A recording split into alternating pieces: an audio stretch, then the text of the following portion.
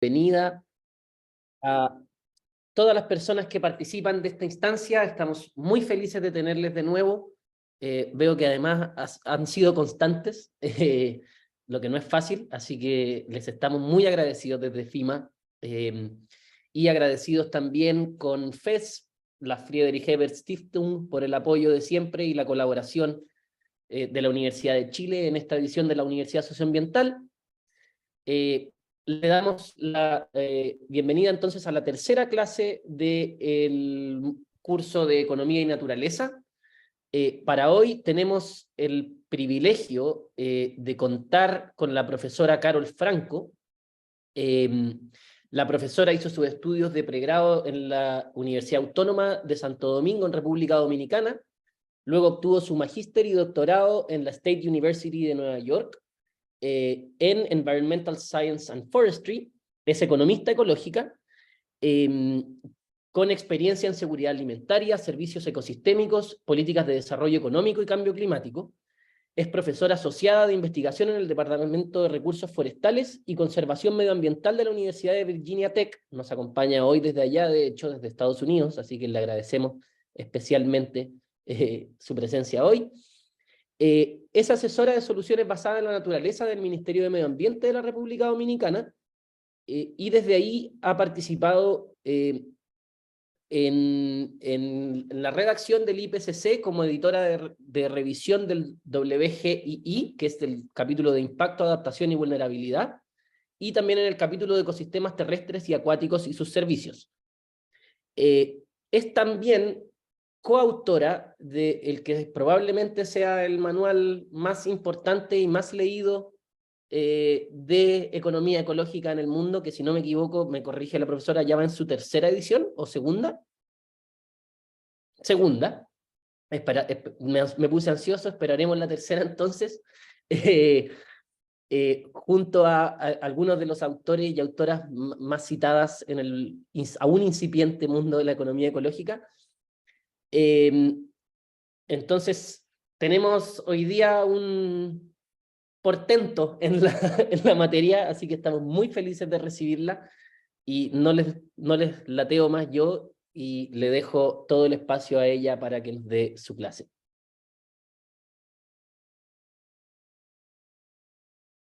Muchísimas gracias, Santiago, por la introducción y buenas tardes, buenas noches a todos y a todas. Encantada de estar acá con ustedes y súper emocionada de esta clase que voy a dar y de esta iniciativa de la universidad de crear estos grupos y de crear estos cursos donde todos podamos participar.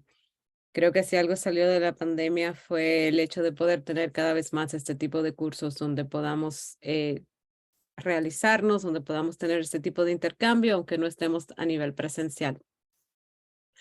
Entonces voy a empezar compartiendo mi pantalla para hablar un poquito de lo que es la economía ecológica, dónde está, qué hemos hecho con ella, qué ha funcionado, qué no ha funcionado, pero más que nada, ¿por qué es importante tener los principios y conceptos de ecología económica y cómo están vivos en el día de hoy? Aunque no oigamos mucho de ecología económica per se en estos momentos. Y ver cómo yo, aunque la estudié, salió, pues surgió, empezamos a hablar de ecología económica como una nueva rama o una rama diferente, inclusive de la economía, en los 1980. Y yo la estudié cuando fui a la universidad y eso fue en el año 2010 y todavía estaba incipiente, como dijo Santiago, y todavía sigue incipiente por muchas razones que podemos tratar y hablar. Y yo quiero de oír de ustedes qué ustedes consideran de por qué, luego que hablemos un poquito al respecto y veamos los conceptos. Entonces, denme un segundito para poder compartir mi pantalla.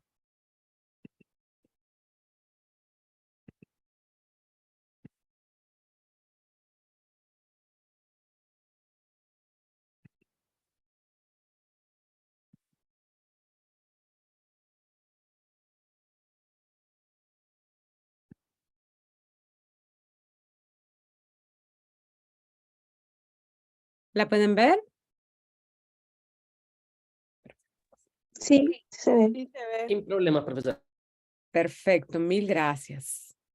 Entonces, déjeme yo quitar esto. Perfecto. Bueno, entonces, empezando con el tema, ecología económica. Bueno, ¿en qué punto nos encontramos en estos momentos? Y yo creo que esto es súper importante para que podamos seguir viendo. Esto, piénsenlo de esta manera. Surgió ecología económica en los 1980, 1981, y todavía nos encontramos en esos mismos puntos que estamos tratando de tratar, de resolver. Y luego en lo que vaya hablando, vamos a volver a ver y voy a tratar de llevarlos a donde estamos ahora y dónde fue que empezamos. Entonces, crecimiento económico y la protección, o como queramos llamarlos, la conservación del medio ambiente, continúan en estos momentos estando fundamentalmente en conflicto. O sea, todavía tenemos este asunto de crecimiento económico, lo que llamamos en inglés economic growth, y lo que es la protección, conservación de nuestros recursos naturales y del medio ambiente, o sea, de nuestro capital natural, como se le llama en ecología económica.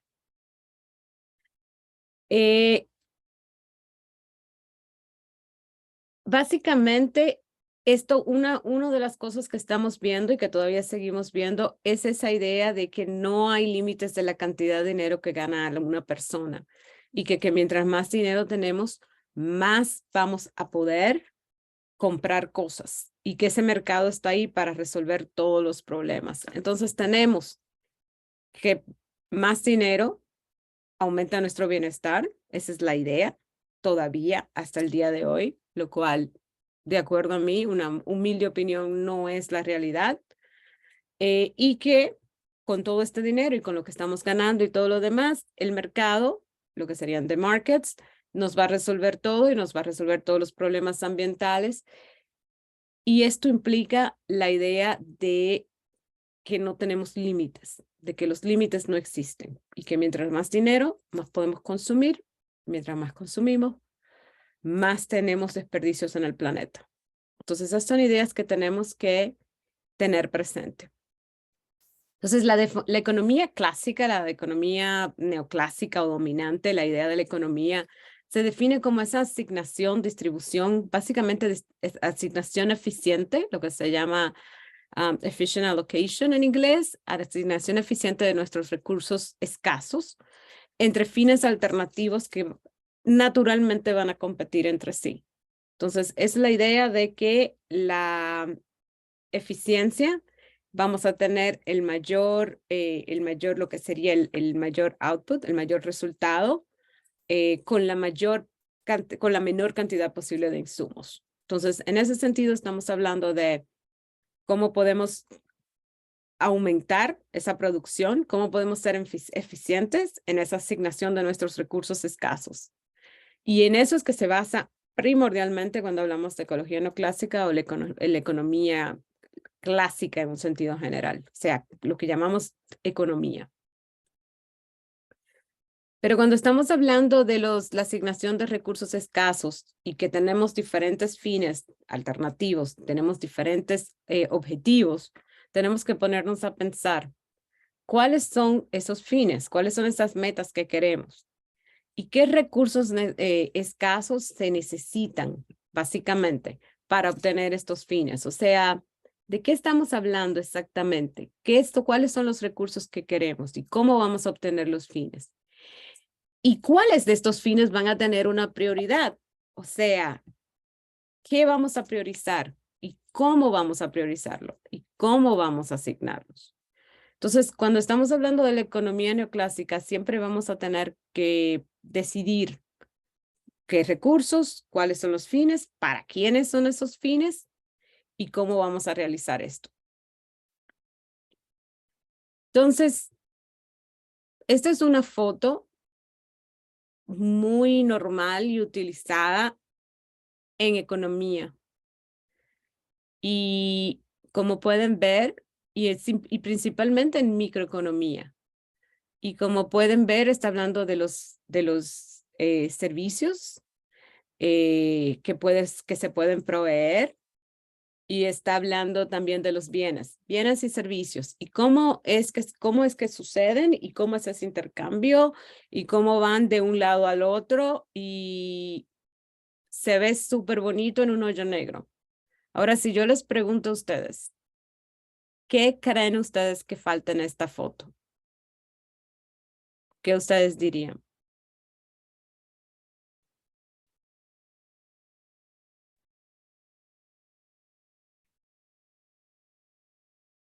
Externalidades negativas. Faltan las externalidades, muy bien. ¿Qué más? Por el chat te han estado contestando naturaleza, equilibrio, naturaleza, naturaleza, de dónde es que vienen los recursos, dónde están los Excelente, residuos de esa producción, el planeta, excelente, el medio ambiente. excelente. Gracias, Santiago, porque no puedo verlos, los del chat. Exactamente, sí, externalidades no están, que es súper importante, pero también, ¿dónde está la naturaleza? ¿Dónde está el capital natural? ¿Dónde están los recursos? Entonces, de ahí viene nuestra próxima slide, nuestra próxima figura. Estamos hablando de que, de acuerdo a esta economía, de acuerdo a la economía neoclásica, la economía lo es todo, el ecosistema es simplemente una pequeña parte de esa economía que nosotros utilizamos para lo que nos necesitamos, de acuerdo a lo que necesitamos y queremos, pero el ecosistema es una parte de la economía. Bueno, eso está fundamentalmente errado, porque la economía no lo es todo. Sin recursos naturales, sin capital natural, no tenemos absolutamente nada. Recuerden que a menos que piénsenlo desde este punto de vista, y me estoy adelantando, si no tienes capital natural, si no tienes recursos naturales, no tienes economía, porque ¿de dónde vas a sacar la materia prima? Un buen ejemplo de esto lo vamos a ver más adelante, cuando veamos y tratemos un tema que es el tema de Nauru, que es una isla que básicamente colapsó. Pero un tema que tenemos queda en el Pacífico, pero un país que tenemos acá en las Américas, donde ha sufrido mucho por la falta de recursos naturales y de cobertura vegetal, es, por ejemplo, el país con el que mi país colinda, en la misma isla, que es el país vecino de Haití. Y el país vecino de Haití, por falta de recursos naturales, si vienen a ver, es el país más pobre que tenemos en las Américas, porque no tiene el capital natural. Y no podemos contar con exportaciones todo el tiempo, porque eso también trae otros problemas de los cuales vamos a hablar. ¿Qué pasa cuando pensamos que, bueno, no podemos tenerlo todo? Claro que no. Es muy difícil ser autosuficiente, pero tú tienes que tener algún tipo de seguridad. Y en esa seguridad que estamos hablando, algunos de los productos, muchos de ellos deben ser producidos en tu tierra, porque depender de lo que sería la exportación, o sea, que te exporten de un sitio para tú poder importarlos, da mucho trabajo, tiene muchos costos de transacción y no siempre se puede, porque significa que el otro país tiene que tener un excedente para poder ellos exportarlo para que tú lo importes. Entonces, son del tipo de cosas que tenemos que tener siempre presente. Entonces, perdón que está en inglés, pero la voy a hablar en español, no se preocupen. Estamos hablando de la economía neoclásica. Entonces, tiene los fines, ¿no? Entonces, tú tienes el resultado, las metas, y el final es la utilidad para el ser humano. Entonces, ¿qué es lo que sacas de los bienes y de los servicios? Y aquí se basa mucho en lo que la gente quiere, no necesariamente lo que la gente necesita. Y fíjense que son dos cosas diferentes. Tú puedes querer muchas cosas, pero necesitar muy pocas en la vida para poder tener buen bienestar. Entonces, ¿qué lo que la gente quiere? Y en este caso, el mercado es ese mecanismo que va a proveer todos esos bienes y servicios. Entonces, lo que asume la economía neoclásica es que los seres humanos son racionales, que solo piensan en su propio interés y que siempre van a querer más. Lamentablemente, hemos visto que en muchas ocasiones esto sucede.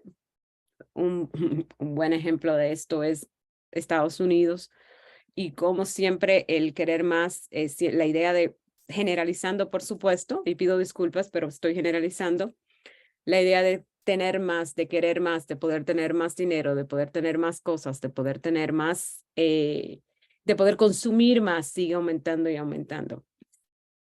Entonces, se crea este círculo vicioso de que para poder aumentar nuestro bienestar necesitamos tener más cosas, vehículos más grandes, SUVs, todo este tipo de cosas que al final hacen muchísimo daño al medio ambiente y que de verdad no necesitamos. Y es la idea de que podemos seguir con el perpetuo aumento del crecimiento, con el perpetuo crecimiento económico, lo cual está totalmente demostrado que no podemos porque solo tenemos una tierra con recursos limitados, una tierra donde ni siquiera en los países en desarrollo, que somos nosotros en las Américas, vamos a poder llegar a ser desarrollados como son los países que ya son desarrollados como Estados Unidos, como los países europeos, como Australia, como Canadá, porque no hay suficientes recursos para para que todos estemos desarrollados de la manera que esos países lo están. Entonces, al final, cuando pensamos en ese perpetuo crecimiento económico, lo crean o no, eso es todavía lo que se ve en muchas instituciones, en muchos de los bancos multilaterales, tienen un gran número de personas todavía, cada vez menos, pero muchos de ellos todavía están ahí, donde los economistas son economistas que están pensando en esto, en cómo vamos a continuar con el crecimiento económico, y ese crecimiento económico lo vamos a poder seguir manteniendo a través de cambios y mejoras en la tecnología, y vamos a poder seguir creciendo. Vuelvo y repito, algo totalmente imposible porque nuestros recursos son finitos y la tierra es finita. Entonces aquí es donde entra la economía ecológica. Viendo que en los 1980 que estamos súper errados, súper fuera de onda con la realidad de lo que está sucediendo en nuestro planeta, viene la ecología económica que considera al mercado simplemente como un mecanismo para utilizar, y que entiende también la importancia y la necesidad de los gobiernos, de la intervención de los gobiernos. Y que no se le puede dejar simplemente al mercado, al libre mercado, tomar las decisiones o pensar que simplemente por oferta y demanda vamos a poder llegar a ese equilibrio sin tener a los gobiernos, sin tener esa entidad gubernamental liderando o por lo menos interviniendo cuando sea necesario. Entonces, la ecología económica básicamente se basa y entiende la importancia de lo que es la escala, la importancia de la distribución justa y también la asignación eficiente de los recursos y de los medios para poder alcanzar ese bienestar. Es importante acá también tomar en cuenta que incluye lo que sería la asignación eficiente, pero antes de la asignación eficiente se basa en lo que sería la escala, o sea, la escala de nuestro planeta, la escala de la Tierra, y asimismo en lo que sería la distribución justa, que no lo incluye la economía neoclásica. Por eso esta slide es súper importante cuando queremos verlo. Entonces, la ecología económica, cuando estamos hablando de economía ecológica, es la ciencia de la sostenibilidad. Está muy ligada a lo que es la sostenibilidad y el desarrollo sostenible. La economía ecológica es súper importante. Para la economía ecológica es súper importante qué es la sostenibilidad, cómo logramos la sostenibilidad. Y ahora mismo les puedo decir que una de las razones, y vamos a ver esos enlaces que hay entre la sostenibilidad, desarrollo sostenible, ecología económica y cambio climático. Es transdisciplinar, y es transdisciplinar porque básicamente es un puente no solo entre la ecología y la economía, pero también entre la psicología, la historia, la antropología, la arqueología. Entonces, es transdisciplinar. Muchas otras ciencias básicas o disciplinas forman parte de lo que es la ecología económica. Y para tú poder hacer ecología económica, por lo menos tener esa perspectiva, es una perspectiva holística. Es una perspectiva donde tú tienes que tener muchas otras perspectivas en cuenta para poder llegar ahí. Es como el cambio climático, no puedes verlo desde un punto de vista, no lo puedes ver económico o el desarrollo sostenible, no lo puedes ver nada más social, no lo puedes ver nada más ambiental, tienes que verlo en sus diferentes disciplinas. Entonces es transdisciplinar y aborda las relaciones entre los ecosistemas y los sistemas económicos en el sentido más amplio. O sea, volvemos a lo holístico. También es importante tomar en cuenta que acá estamos hablando de cómo todos estos sistemas y ecosistemas interactúan para entonces poder uno entender cuáles son los problemas que tenemos y cómo podemos solucionar esos problemas. Cuando hablamos de lo que sería la ecología económica o la economía ecológica, como queramos llamarlo, al final en español, estamos hablando de escala óptima. ¿Cuál es la escala óptima que podremos lograr? La prioridad es la sostenibilidad. Una vez más, sostenibilidad es la clave. Necesidades satisfechas y una distribución equitativa. Aquí estamos hablando de lo que se llama los basic needs, o sea, las necesidades básicas que deben estar cubiertas, y eso es súper importante. El desarrollo sostenible global, pero también norte-sur. Y el pesimismo sobre el crecimiento y decisiones difíciles. Y en este caso lo que estamos hablando es, tenemos que dejar el tema, la ecología económica hablaba de dejar el término crecimiento. Hablaba también de dejar el término crecimiento sostenible porque es un oxímoron. O sea, no hay crecimiento sostenible, hay desarrollo sostenible, pero no hay crecimiento sostenible, no hay forma. ¿Y cómo podemos abandonar lo que es esos términos y conceptos y usar conceptos nuevos, en este caso, desarrollo sostenible? Y las decisiones difíciles que se tienen y se deben de tomar a la hora de lidiar con nuestros recursos escasos. Entonces, acá estamos presentando la ecología económica, estudio de la economía que se basa en los medios, cuestiona los fines y conecta los puntos. O sea, ¿cuáles son los diferentes medios que existen? O sea, ¿qué tenemos? ¿Qué es lo que tenemos nosotros que tomar en mente? ¿Cuál es nuestro capital?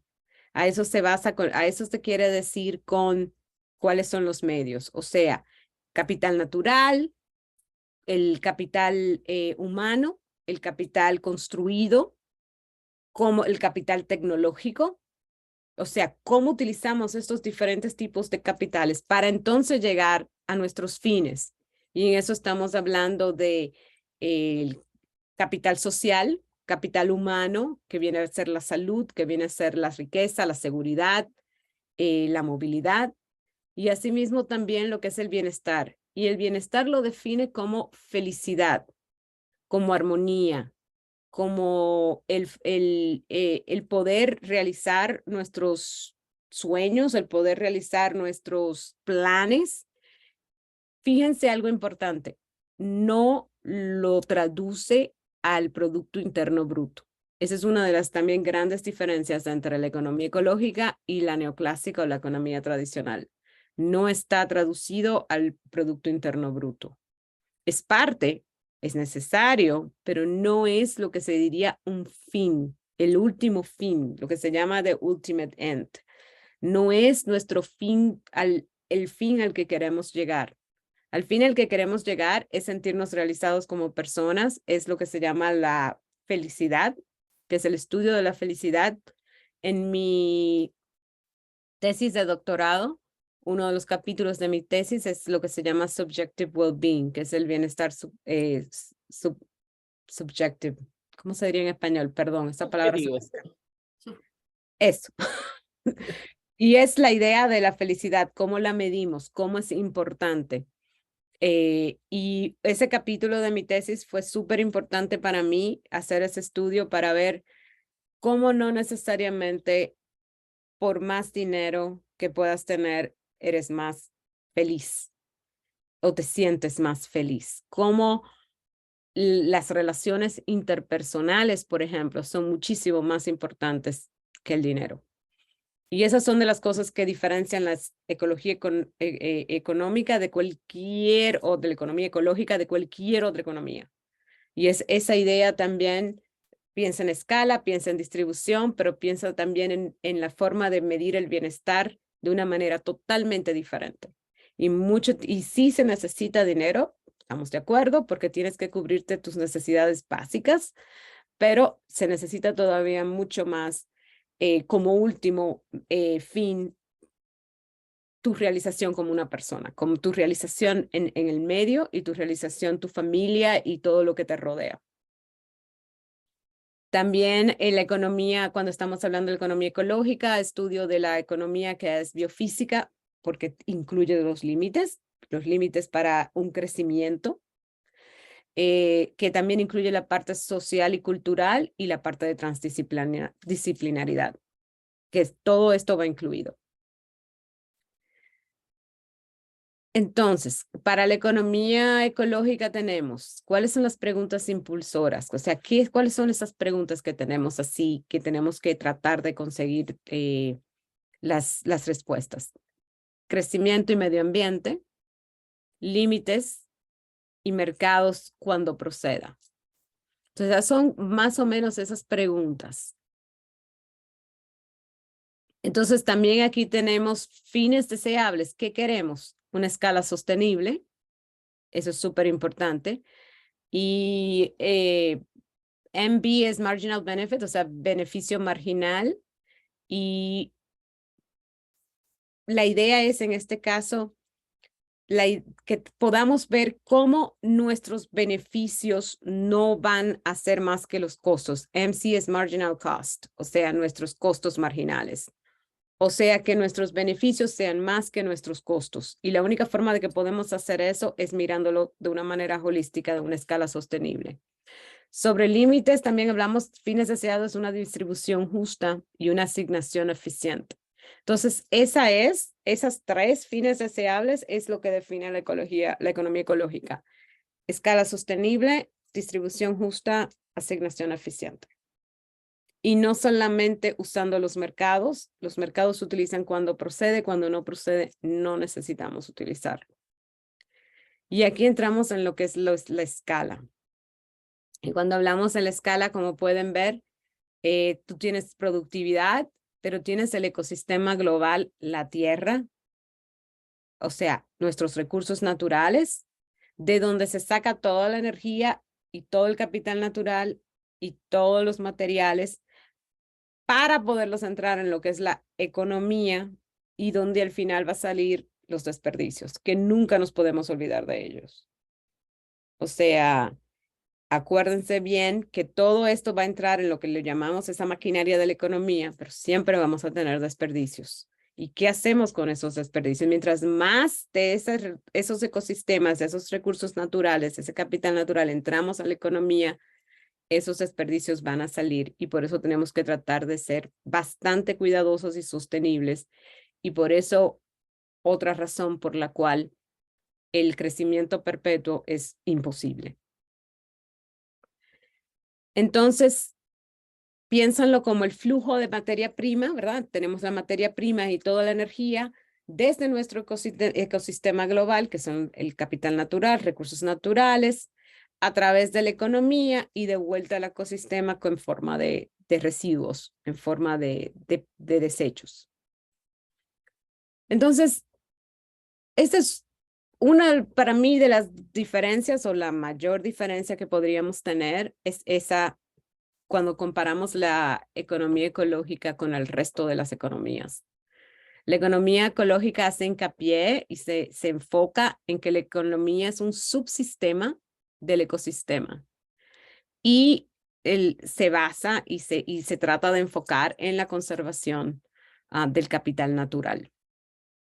Y la economía convencional, o lo que llamamos la economía neoclásica, no reconoce, no incluye, no le da la importancia básicamente ni necesaria, ni le da muchas veces ninguna importancia a lo que es la escala, el hecho de que vivimos en un planeta finito, o que la economía como un subsistema de lo que es el ecosistema global no puede crecer indefinidamente porque existen límites biofísicos para la misma. Entonces, esa es, yo diría, la principal diferencia con cualquier otra economía que podamos ver. Y no es que no podamos seguir mejorando la situación humana, podemos crecer en algunos lugares, en algunos sitios, de manera hasta un punto, pero tenemos que reconocer que el medio ambiente, que el ecosistema crea límites, y estos límites y restricciones son importantes tomarlos en cuenta.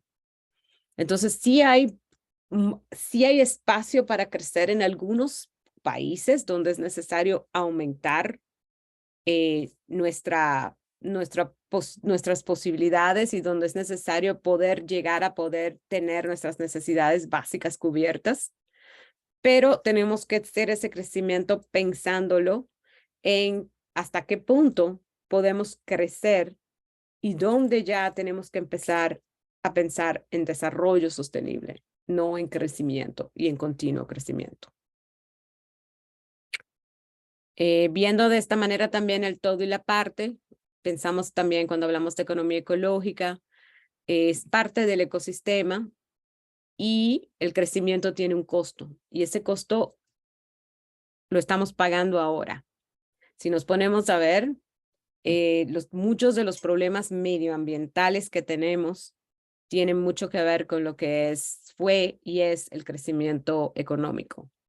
Pongo de ejemplo de nuevo mi país, que es una isla, un pequeño estado insular, y si nos ponemos a ver el crecimiento económico por la construcción de hoteles en lo que es nuestras costas para atraer más turistas, para tener más inversión extranjera, destruyó mucho de nuestras costas, erosionó nuestras playas y la destrucción de nuestros manglares. Ahora tenemos el grandioso problema de cambio climático, que lo estamos viendo desde los años 1970, y todavía estamos hablando de lo mismo, y ese problema del cambio climático está exacerbando todos estos problemas de crecimiento que tenemos los países en desarrollo. Entonces, el cambio climático no solamente ha creado nuevos problemas, ha exacerbado problemas que ya nosotros habíamos creado por causa del crecimiento económico. Cuando hablamos de todo esto, es importante también tener presente a qué estamos renunciando. Volvemos a lo mismo. Hay un costo de oportunidad y el crecimiento tiene ese costo de oportunidad. ¿Qué estamos dejando para poder tener este crecimiento? ¿Y cómo vamos al final a pagar esas consecuencias por pensar al corto plazo y no pensar al largo plazo? Y ahí es donde viene la parte de desarrollo sostenible que tenemos que tener siempre en mente. Entonces, tenemos desarrollo, y yo siempre utilizo estos términos. Desarrollo sostenible, porque tiene que ser sostenible, pero yo siempre uso la palabra desarrollo en vez de crecimiento. Y cuando hablamos de desarrollo, es un aumento en cualitativo, un aumento en la calidad contra crecimiento, un aumento en la cantidad. Por eso dije, sí, hay ocasiones, hay situaciones, hay países que todavía necesitan poder crecer para poder cubrir necesidades básicas de la población.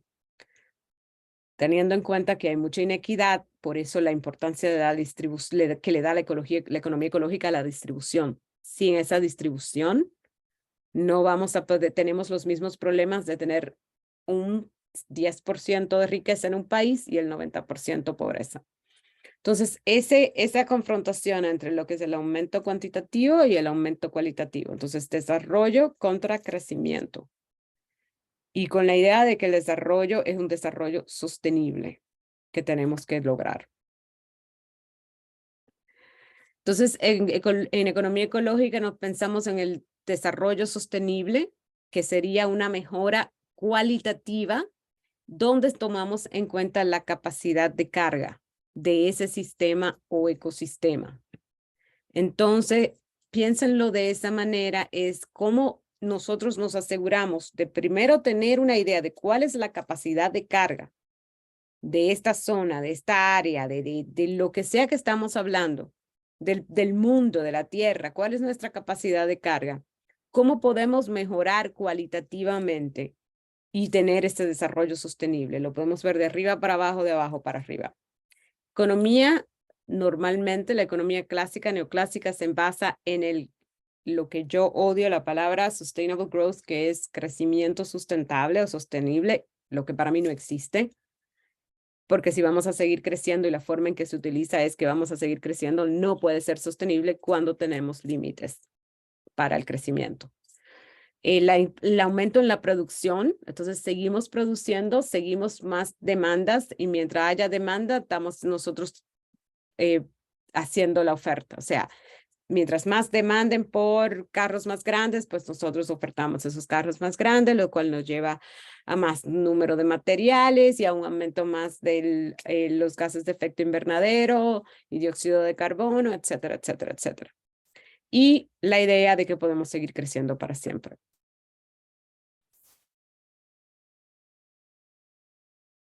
Entonces, cuando seguimos hablando de el todo y la parte, cuando superamos la escala óptima del subsistema económico, entonces acá vamos a terminar alcanzando un crecimiento que sería no económico y los aumentos de crecimiento no merecen la pena.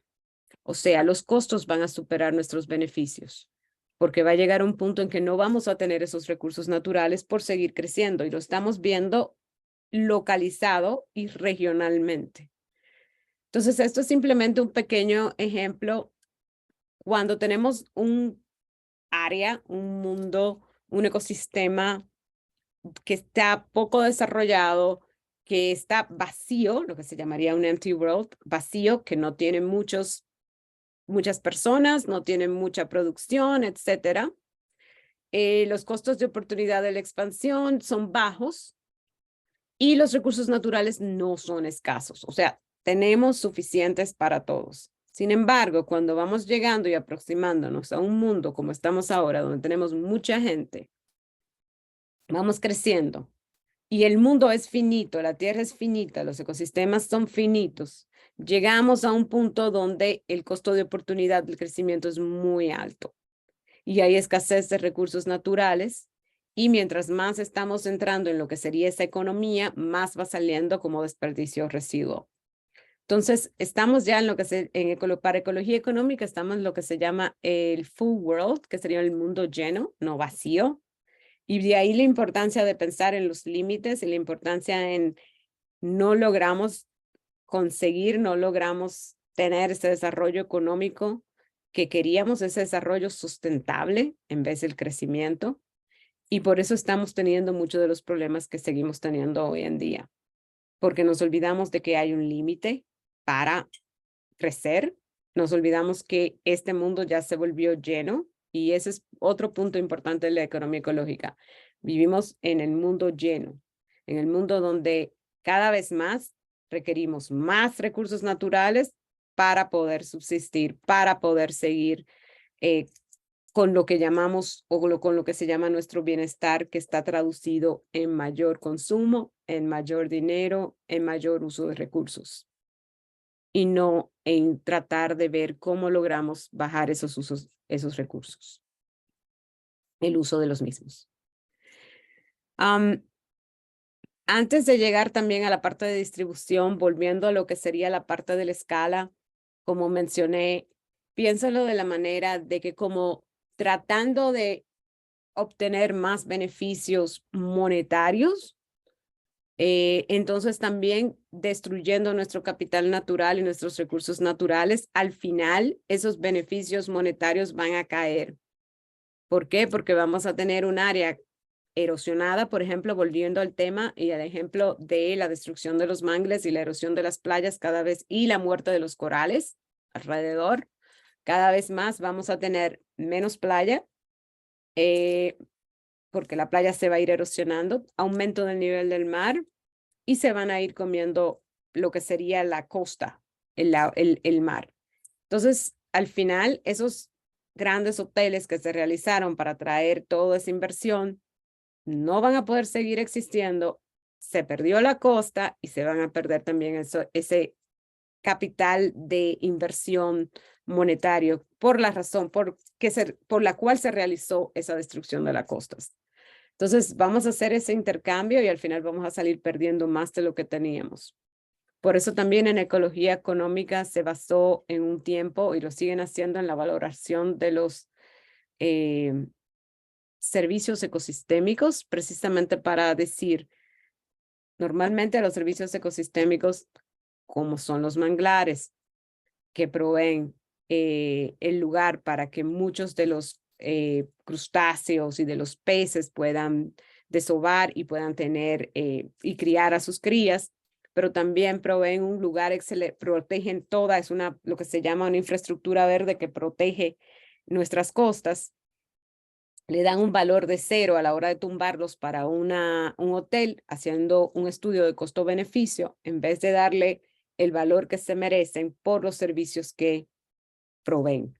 Un estudio que hizo Robert Costanza, que es uno de los padres de la ecología económica y uno de mis mentores en ecología económica, habla precisamente de eso y del valor de los servicios ecosistémicos, precisamente cuando usamos otras formas de medición, otras formas de valoración, como la valoración contingente y que no simplemente se utilizan costo-beneficio, porque muchos de estos ecosistemas no están en el mercado. Al no estar en el mercado, no tienen un valor monetario, porque no están en el mercado. Entonces, cuando la economía neoclásica se basa nada más en mercado, estamos dejando fuera todos los otros servicios, los recursos naturales que no tienen un valor de precio asociado con ellos porque no están en el mercado. Y por eso la ecología económica habla de otros medios de valorar esos recursos para que podamos internalizarlos en los estudios y en los análisis económicos, pero valorarlos como debe de ser. Como dije, cuando usamos con la valoración contingente, estamos utilizando el deseo de pagar o el deseo de aceptar, lo que es willingness to pay, willingness to accept en inglés. Y varias metodologías que se pueden utilizar para asegurarnos de que sí le estamos dando un valor y no es el valor 0 que da el mercado. Cuando hablamos entonces, escala es la primera, la más importante para la ecología económica. Distribución es la segunda, una distribución justa. Entonces, una pregunta que siempre me gusta hacerme. ¿Quién puede permitirse el lujo de preocuparse por la sostenibilidad, la protección del medio ambiente y la biodiversidad? Normalmente se asume que a la gente pobre, a los sectores más pobres de la sociedad, no les importa. Para mí, eso está totalmente errado. Todos los que hemos trabajado con comunidades rurales sabemos que sí les importa. Hay muchas cosas que tienen que ver.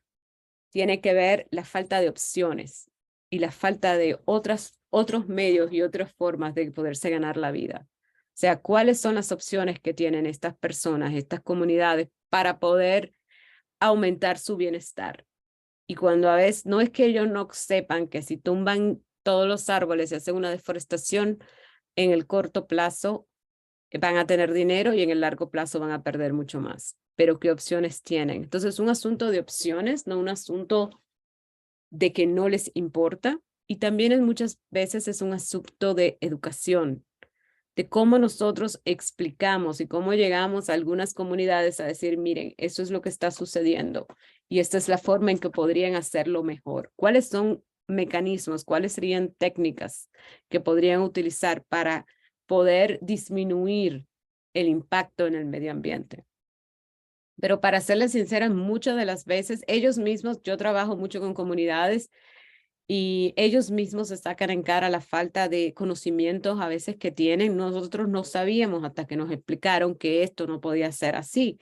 Nosotros no teníamos esa información y al mismo tiempo no tenemos opciones. ¿Qué otra cosa podemos hacer? ¿Cómo logramos? Y saben muy bien que están en problemas y saben que necesitan buscar otras opciones, pero necesitan también apoyo. Y ese apoyo hay que dárselo. Entonces, hay algo que también se ha podido ver y demostrar y es, generalizando de nuevo, muchas de las personas, mientras más ricas son, más recursos consumen. Y aquí es donde tenemos que preguntarnos, y por eso es que vamos a llegar a lo que es el desarrollo sostenible, ¿qué pasa con las generaciones futuras? Y ahí es donde viene nuestro compromiso. La economía ecológica siempre habla de las generaciones futuras y se basa en lo que es la definición de desarrollo sostenible del reporte de Brundtland, que lo vamos a ver un poquito más adelante. Pero es la idea de qué le estamos dejando a nuestras generaciones futuras, cuál es el legado que le estamos dejando. Y no nos tenemos que ir muy lejos. Cuando yo empecé, o sea, nos ponemos a ver cuando yo era niña, ahora lo que yo disfrutaba como recursos naturales en las áreas protegidas o en las zonas costeras de mi país, no es lo que pudo disfrutar mi hijo, ni lo que va a poder disfrutar mi nieto. O sea, yo les puedo decir que no lo es, porque lo viví yo y lo he visto cambiar. Entonces, nuestras generaciones futuras, hay un problema serio, porque cuando hablamos con la distribución intergeneracional, la idea de que las generaciones futuras puedan tener lo mismo que nosotros vivimos cuando estaba bien, de que no le estamos dejando un medio ambiente peor, lo cual estamos haciéndolo, nunca se entendió bien porque no pensamos muy lejos y pensamos súper a corto plazo en generaciones futuras, pensamos en nuestros nietos, como muchos bisnietos. Pero generaciones futuras significan no nuestros bisnietos, piensen 10 generaciones más para allá.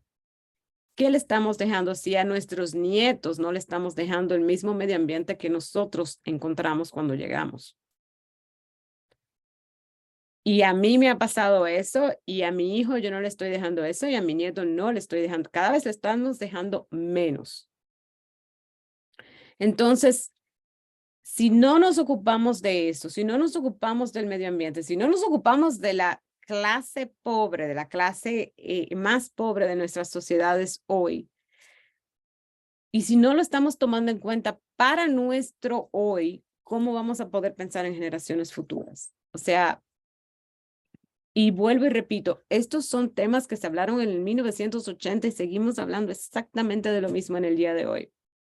Es lo mismo que con cambio climático, es lo mismo que con medio ambiente. No hemos logrado encontrar la fórmula de poder llevar el crecimiento, o sea, el desarrollo o el crecimiento hasta un punto y luego la parte de sostenibilidad y desarrollo sostenible. No la hemos podido consensuar el desarrollo sostenible contra el crecimiento. Entonces, distribución, volviendo al tema, ¿por qué muchas personas no quieren saber? Yo conozco muchos amigos, colegas que cuando yo hablo de distribución se asustan, me catalogan de comunista, me dicen de todo. Y ese no es el punto.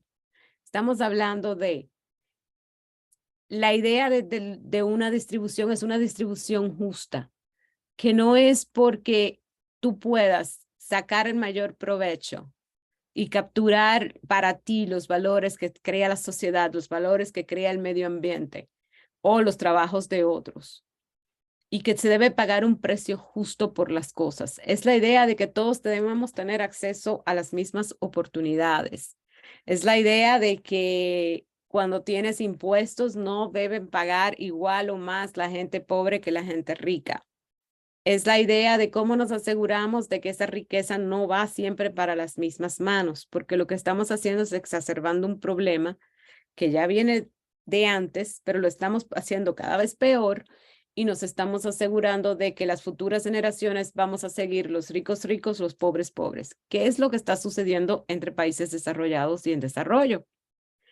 Que seguimos con los países desarrollados, los países en desarrollo, pero cada vez esa diferencia entre los dos está siendo más grande. Entonces, por eso la distribución es tan importante. Como mencioné, la brecha de desigualdad en el mismo país y entre los países desarrollados y en desarrollo sigue aumentando cada vez más. Y cuando estamos hablando de esa brecha, esa inequidad dentro de los países crea muchas veces problemas de seguridad. Eso también lo he vivido yo en mi país, en República Dominicana, que mientras más creamos esa brecha se intensifica, más problemas de seguridad hay, más problemas de corrupción, falta de confianza, etcétera. Pero también esa brecha entre países desarrollados y en desarrollo nos afecta muchísimo a los países en desarrollo, porque cada vez más los países desarrollados esperan mucho más de los países en desarrollo, pero al mismo tiempo no se dan cuenta de la falta de recursos que tenemos. Recursos no solamente financieros, de desarrollo de capacidades, de tecnología, de personal. Son muchos los recursos todavía que nos hacen falta para poder nosotros desarrollarnos sosteniblemente. Y eso es importante tenerlo en cuenta a la hora de mirar la distribución.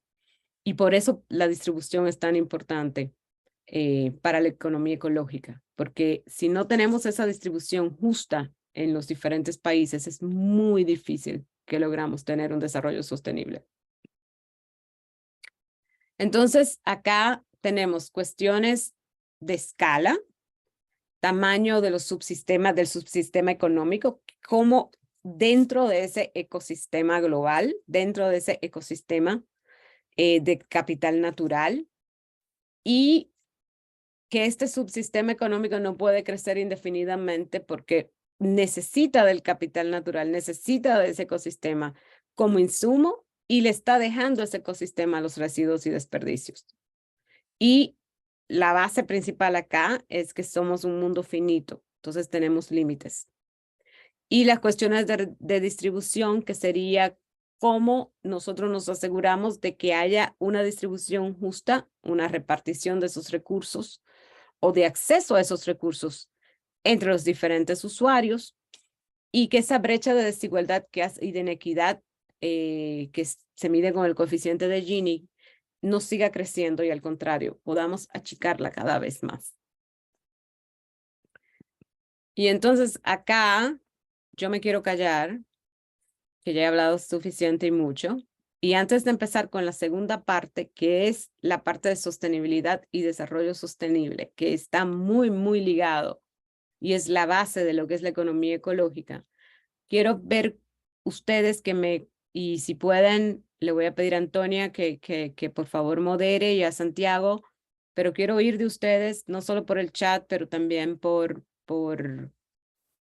en su voz, para tener una pequeña discusión sobre, ¿creen ustedes que se ha ido incorporando en la economía neoclásica la noción del límite biofísico del planeta y que se haya implementado en las políticas de desarrollo en el día de hoy? O sea, esos límites, eso que hemos hablado, esos conceptos, ¿ustedes creen que se han incorporado? Y puede ser, y si sí o si no, ¿por qué y cómo? Y puede ser la economía ecológica, ahora que la estamos viendo, una herramienta para el cambio de paradigma. Ahora quisiera escuchar de ustedes.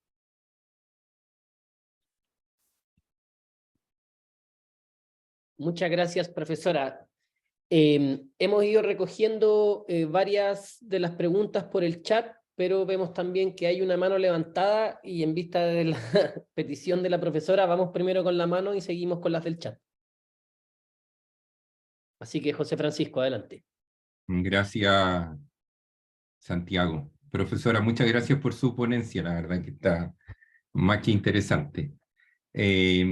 Yo, escuchando atentamente el concepto que nos pone en la mesa, profesora, me parece que estamos un poco aún en esta discusión, que era lo que usted decía, ¿no? Como, ¿por qué nos encontramos en esta misma discusión o en este mismo problema sin encontrar una solución desde la década del 80 hasta hoy?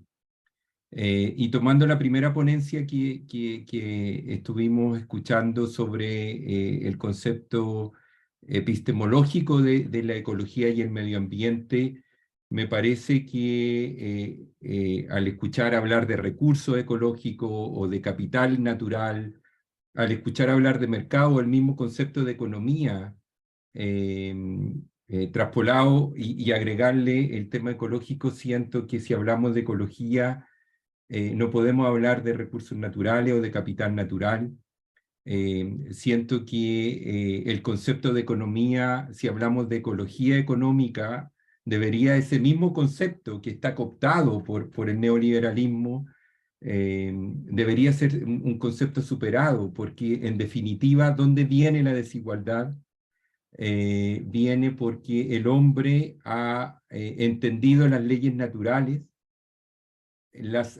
no solamente las ha entendido, sino que además se las ha apropiado, y de esa apropiación las ha transformado los recursos naturales en riqueza, y al transformar los recursos naturales en riqueza ha generado propiedad sobre aquellos, y en definitiva los grupos privilegiados a nivel mundial son los que usufructan de aquello. Entonces, cuando usted habla de creen que hayamos implementado o que se hayan implementado políticas de desarrollo, siento, y esta es la pregunta, profesora, ¿no cree usted que deberíamos dar un paso hacia adelante y superar aquellos conceptos que son muy neoliberales, como el concepto de economía, el concepto de mercado, hablar de capital natural, y deberíamos entender que la problemática es justamente avanzar hacia una forma nueva de generar intercambio entre los seres humanos, y que la justa retribución que usted habla tiene que ver con entender cómo, en definitiva, buscamos y entendemos que nuestro planeta, sabiendo que es finito, ¿no? El día de mañana el Sol va a crecer en 400 millones de años y se va a comer el planeta. También es un concepto que debemos abordar como una superación de los conceptos neoliberales hacia una manera nueva de hacer economía.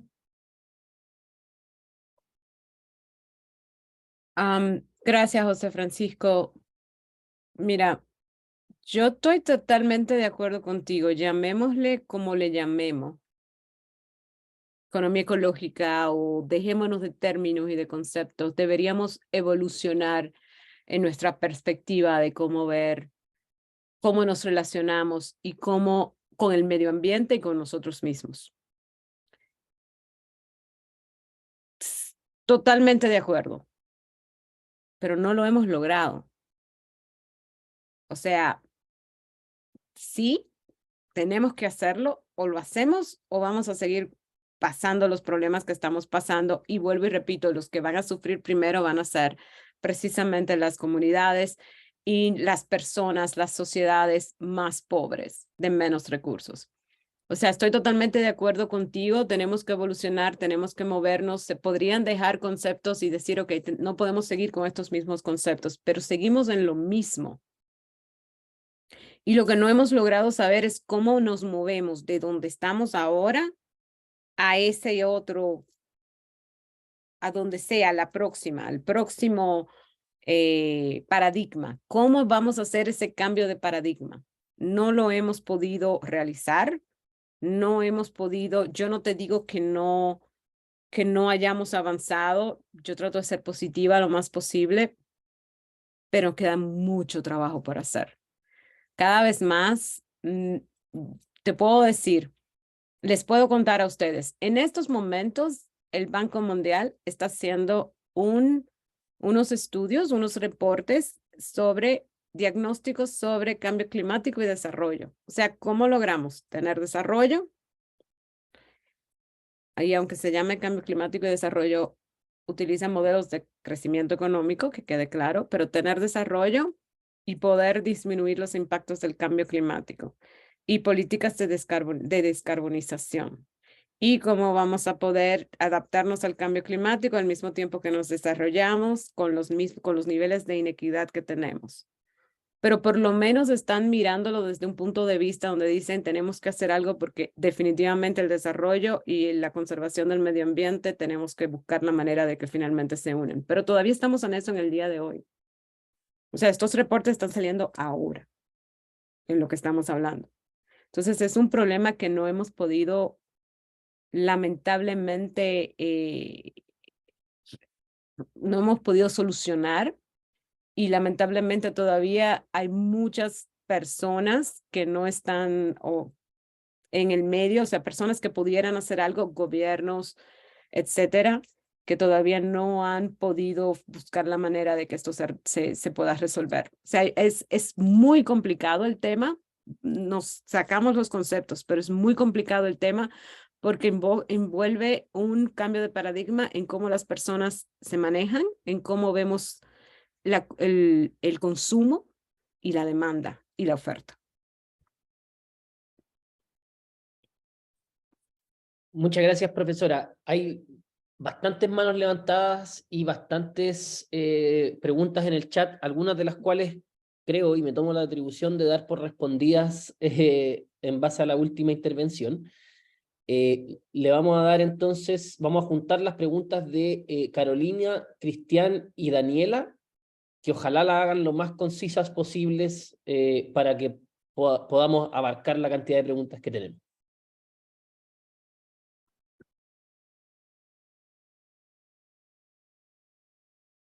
Carolina. Ay, ¿me escuchas? Sí. Sí, más bien, es que no era una pregunta, no sé si esta parte era como más bien comentar. Y es, bueno, coloqué en el chat y también decirle, ya que no todos estamos viendo el chat, que igual creo que la economía neoclásica no tiene intenciones, ¿ya? Y en parte está buscando solucionar los problemas a través del capitalismo, y esos problemas que el capitalismo ya ha creado, ¿verdad? Y creo que se relaciona mucho con esto que dice la segunda, que es si se han implementado la economía ecológica dentro de las políticas de desarrollo. Creo que, bueno, Chile, y sobre todo en la zona del Biobío, estamos viendo que hay muchos proyectos eólicos, ya que buscan hacer una salida tal vez más ecológica. Sin embargo, esto, bueno, está arraigado, ¿verdad?, a la minería y a otros tipos de extracciones que al final son parte de esto, ¿no? De tratar de solucionar algo que no sé, que está más allá, que dentro de este sistema claramente no se puede. Y también relacionarlo con lo que dice un compañero sobre que no es necesario, o sea, que no se debería tal vez echarle la culpa al capitalismo, pero bueno, yo difiero con ese comentario, porque en verdad básicamente el capitalismo en sí es un sistema que se basa en la extracción de la naturaleza, que está depredando constantemente la naturaleza, entonces básicamente son modelos completamente incompatibles, eso básicamente. Perfecto. Cristian. Bien, buenas noches. Yo soy chileno, soy de la región del Biobío también, pero vivo en Brasil ya hace casi 2 años. Y la perspectiva, bueno, la gran mayoría sabe lo que está pasando en Brasil. Brasil estuvo congelado en el tema ambiental por 4 o 6 años y ahora está recién renaciendo de nuevo. Pero ahí hay un tema que parece muy relevante cuando uno ya lleva un cierto training, y de acuerdo a esto el tema de cuál es la visión de la economía. Hay que tener en cuenta que los diferentes tipos de economía son estrategias, y como estrategia son herramientas, y como estrategia y herramientas va a depender mucho de quién la utilice y cómo se utilice. Claramente hay bastantes diferencias entre algunas que tienen que ver con la lógica de hacer las cosas de una forma diferente dentro de la misma lógica del capitalismo. Yo, por ejemplo, soy consultor externo, experto en capitalismo consciente, que es una lógica de ver el capitalismo desde la estructura de que se pueden hacer cosas dentro del capitalismo bien hechas, entendiendo que esto es un caminar y la forma como se camina hace mucho la diferencia. Pero claramente va a depender mucho, yo soy educador también, va a depender mucho cómo tú has sido educado y cómo tú entraste a esa lógica. Y ahí viene la pregunta, de acuerdo a lo que usted plantea, las personas, porque son las personas a fin de cuentas, que hacen los gobiernos y hacen las políticas y hacen las estructuras y las estrategias para poder desarrollar la economía, ¿será relevante que ellas tengan una educación pensada en esta lógica? ¿Por qué hago la pregunta? Porque hasta ahora toda la educación que está enmarcada en cualquier sociedad en el planeta, o la gran mayoría de las sociedades, está siempre enmarcada a entender una lógica y una forma que el intercambio del dinero y del recurso es la mejor forma. ¿Y no será que habría que paralelamente, no digo que solamente eso, pero paralelamente se estructure una educación que permita entender que la economía, cualquiera que sea, uno le da el nombre que quiera, o si quiere no le da el nombre de economía, pero el relacionamiento con los recursos naturales sea hecho de una forma diferente, pero desde la escuela, entendiendo que ese es el nicho que permite generar un cambio conductual sostenible en el tiempo y que genera también una forma de ver las cosas en forma distinta, porque el problema mayor que tenemos ahora no es solo impactos ambientales, sino el relacionamiento que tenemos con el ambiente. Es como nosotros nos relacionamos con el ambiente, cómo respetamos el ambiente y cómo empatizamos con él. Eso es lo que quería decir. Gracias. Muchísimas gracias, Cristian. Mira, yo soy ferviente, o sea, yo creo muy fervientemente en la educación y estoy totalmente de acuerdo. Cuando yo estaba haciendo mi doctorado, esto fue 2006, 2007, cuando yo estaba haciendo mi doctorado, como parte de un ejercicio, hice un estudio de todos los diferentes programas de ecología económica que habían en las diferentes universidades en ese momento y de qué clases incluían. O sea, si tú te graduabas con una maestría en ecología económica o un doctorado en ecología económica, ¿qué tú tomabas? ¿Qué clases tomabas? La mayoría de las clases de los programas, de todos los programas, eran clases de economía neoclásica. Eran clases de la economía clásica, neoclásica tradicional. Entonces, decía ecología económica, pero tenía 90% de las clases lo que tú aprendes en una clase si estudiaras economía, pura y simplemente. Entonces, sí, es un asunto, yo estoy de acuerdo contigo, muchos de nuestros problemas en el día de hoy son un asunto de educación. ¿Por qué yo doy clases de cambio climático y por qué creo que tenemos que hablar de cambio climático desde la primaria? Porque necesitamos que nuestras futuras generaciones entiendan el cambio climático desde ya para no tener el desastre que tenemos en estos momentos en Estados Unidos, de que mitad de la población dice que el cambio climático no existe. Entonces, creo que sí, que tiene que ver mucho con la educación. Creo que en los currículums de los colegios debe haber una reforma de qué le enseñamos muchas veces a los estudiantes, las mismas universidades, qué es práctico que aprendan, por qué deben aprenderlo, qué es importante que tengan en mente, qué es transversal a las diferentes carreras que debes aprenderse, aunque tú estudies una cosa sí o una cosa no, y cómo nosotros logramos llegar y entrenar a nuestras futuras generaciones, que van a ser los encargados del lío que le estamos dejando al final del día, porque le estamos dejando tremendo problema, de asegurarnos de que ellos van a poder responder a esos problemas de la mejor manera posible, con todas las herramientas, como mismo tú dijiste, con todas las herramientas disponibles, utilizándolas de la mejor manera posible, porque es verdad, son herramientas que nosotros decidimos cómo utilizarlas, pero dando esa capacidad, yo estoy en cierta forma casada con poder transmitir esos mensajes de qué es el cambio climático acá en la universidad y doy cursos y doy charlas y mucho, simplemente por eso mismo. La idea es asegurarnos de básicamente no tener otro Donald Trump en Estados Unidos o en cualquier otro país que no crea, que no es que no crea, porque no es una cuestión de fe, que no sepa que no pueda ver los hechos del cambio climático. Y puse ese ejemplo porque la administración de Trump no lo podía ver, o sea, él no les interesaba. Y toda la parte ambiental aquí en Estados Unidos echó muchos pasos para atrás. Entonces, sí, educación es clave y cómo la hacemos también es súper clave. Totalmente de acuerdo contigo y es una forma, pero tenemos que ver cómo nosotros podemos manejar ese sistema educativo para poder lograrlo.